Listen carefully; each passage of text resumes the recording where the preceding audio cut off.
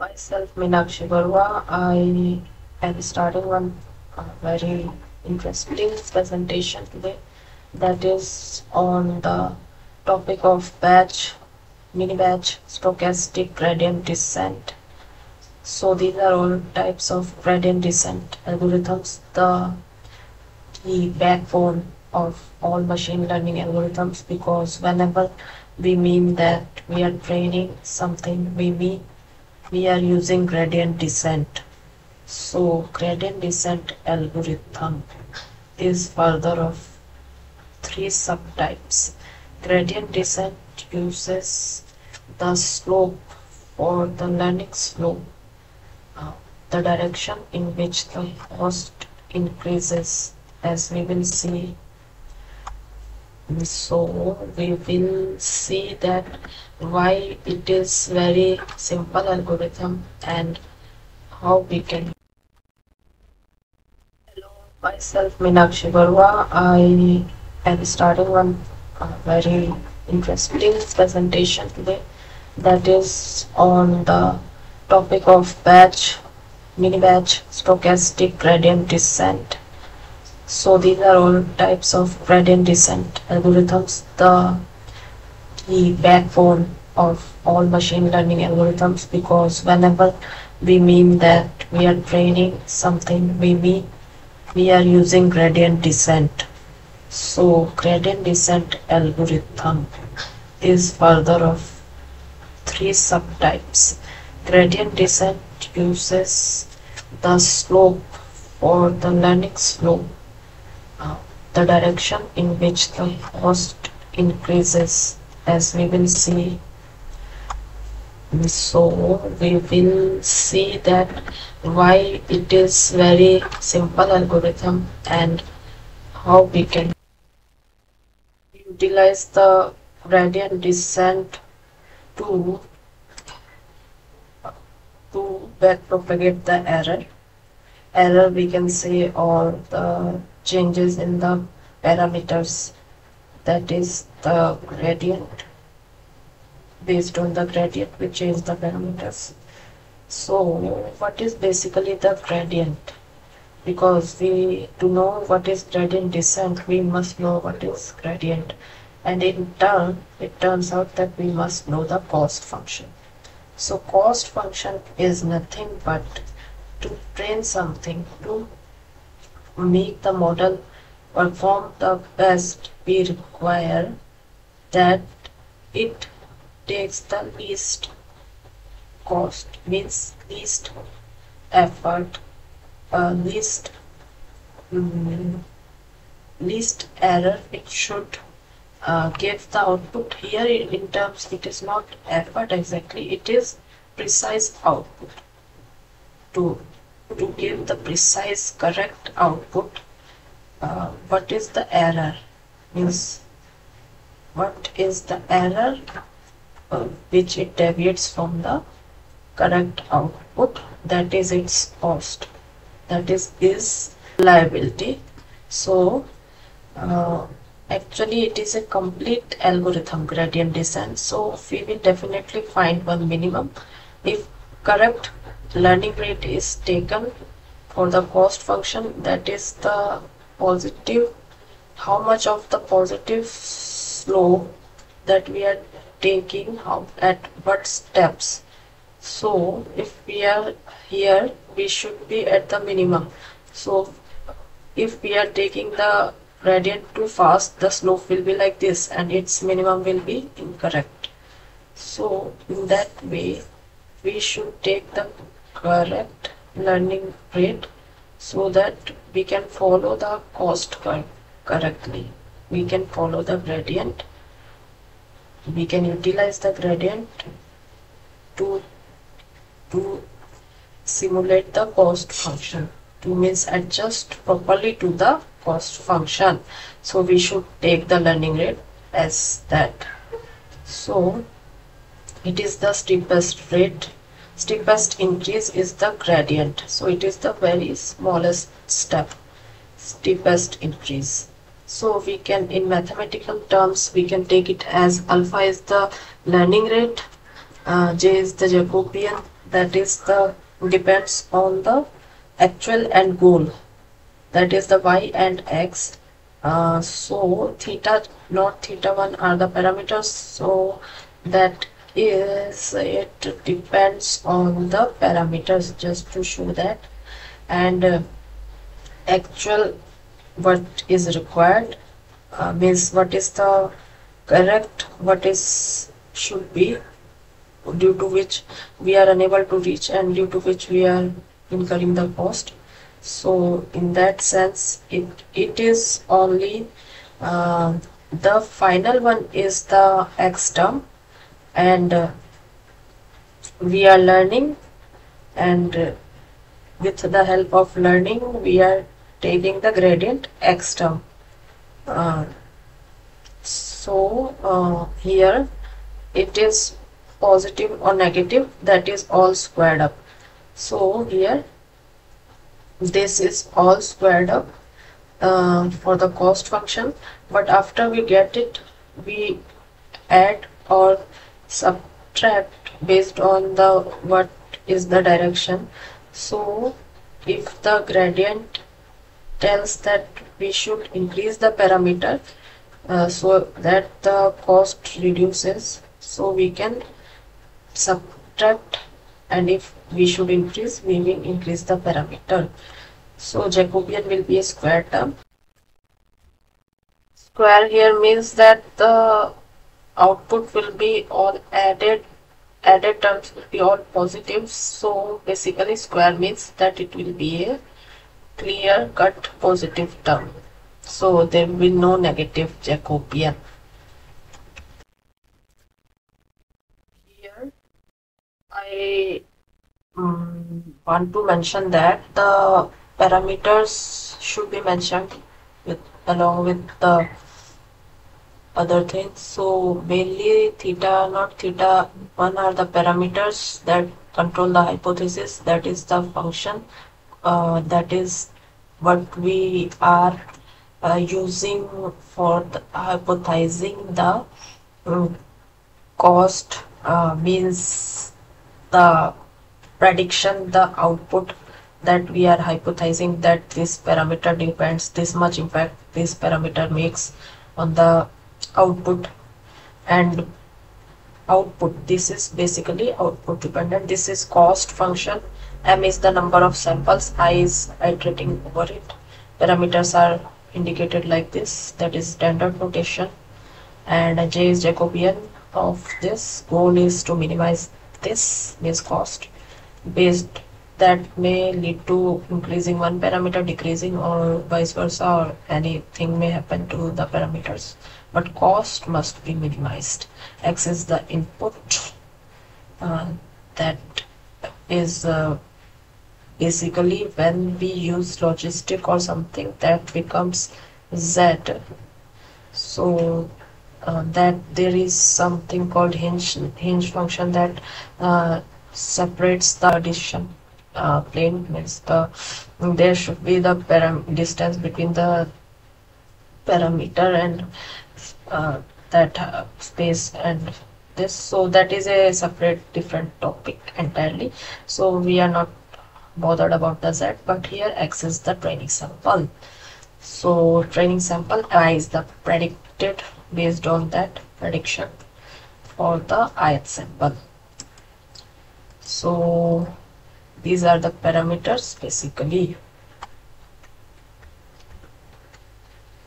and from the theta hypothesis, theta will be based on the hypothesis, it can be reduced or increased based on the cost function and learning rate. So if it is learning rate should be gradient is negative, then it will be added for the parameter. So we see from this that for all the parameters the same gradient will be applied. Same learning rate will make all the parameters uniformly big or uniformly reduce. So this is the goal we have to minimize this theta, or minimize the Jacobian or the cost function theta naught, theta 1 will be, accordingly the parameters will be increased or decreased. So here also this same, how much we should learn such that the because the weights are updated, so weights are initially taken as 0, so but these are parameters, so parameters, the learning the gradient, whatever the gradient is, means the that steps, we can take the steps in the positive, in the steps in higher quantity or lesser quantity based on the learning rate if it is taken, and we tend to reduce, so we gradient will be moved towards the direction, will be towards the negative, but the gradient will be positive. This will be a positive term in the direction of decrease. So generally the direction, if gradient is taken in the gradient definition says it is in the increasing sense, so if we are taking in the decreasing sense, then it will be reduced, minus. So that is dependent on the direction. So it is discrepancy between the quantity is the discrepancy between, basically in layman's term, it is the discrepancy between the xi actual and the predicted quantity. So we will not go into that much deep. Iteratively it works by reducing the quantity. If we go in the negative direction, so it will keep on reducing till it reaches the very minimum. So its gradient, so actually gradient descent is only used during back propagation and all, so that is the behind the scene, it is the only thing. Gradient is, if it is taken here, gradient is the slope, as a formal definition is increasing terms. Here as it is said that gradient is the gradient direction of the steepest increase of the cost function. The steepest increase is here, so it is the gradient positive, but here the negative is used for subtracting, move in the opposite direction, increase the current point. So anyhow we have to move in the decreasing direction and take off the direction of the gradient. We have to move opposite to the gradient. Gradient is positive, we have to move negative. So just we have now reached at the first variant of the slide of the first variant. So it has to do with the batch. Batches is batch size, as we know, whenever we do training it is in batches, so it takes just the average of the all the batches and nothing else. So that's just one step of gradient descent in one book. So it is very simple, but here if the training size is too high, then what will we do? How can we average so much of data? Nowadays it is deep learning time, so we have huge volumes of data, so that is the issue. So discrepancy we have to reduce anyhow, so we can go for stochastic. Stochastic is nothing but the same gradient descent with, while taking one example for the training and checking the gradient based on one example, then applying the same gradient for all. So because of taking one example, like here we take one example, feed it to neural network, calculate its gradient, then update the weights. But because of that we get one jittery curve, because one example can be anyone, so fluctuate, and long run the cost will anyhow decrease, but it may skip one local minimum. Here maybe because of taking the wrong example, the minimum may be somewhere hidden. Anyhow we are moving to the next variant. Now both the variants we have seen the disadvantages. One skips the minimum, one cannot handle huge volumes of data. So what should we do? We should move to a variant where we can go to the, like one person is standing at one hill, he wants to move to the bottom of the valley, he should not be stuck in some local valley minima. So what they have we can do is we can take mini batches, not entirely batches and not entirely the entire training set. So we can divide the training set into mini batches and use one batch at a time. Like one example we were taking, but this time we will take one batch at a time. So that instead of one example, we will go for one batch. So the same thing will happen, but here we will overcome the, basically we will overcome the missing the local minima because batch will be taken. So in one epoch this all will happen, as you can see the screen. Now here also G-tree will result mini batch descent fluctuates, not like this perfect one batch gradient. So here what happens is this curly braces notation is used for the batch number. So like 10th batch. So for example we have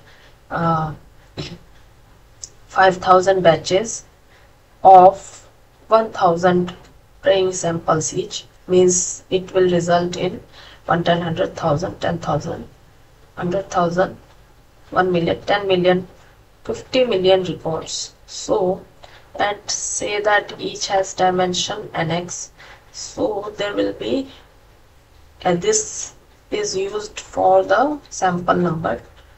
So this much of samples are there, and the similarly the predicted result is this, training sample is this, and based on that the actual result will come, and this is predicted one. So number of sample, this mini batches of 1000 each. So here basically we can do the vectorization.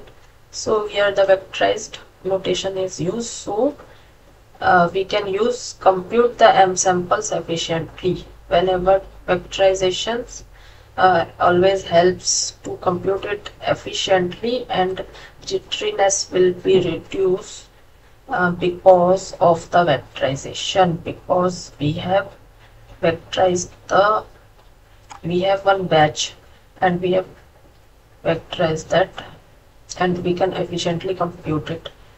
So here ith sample, and then like in logistic or something, z parameter is used. For L is layer number.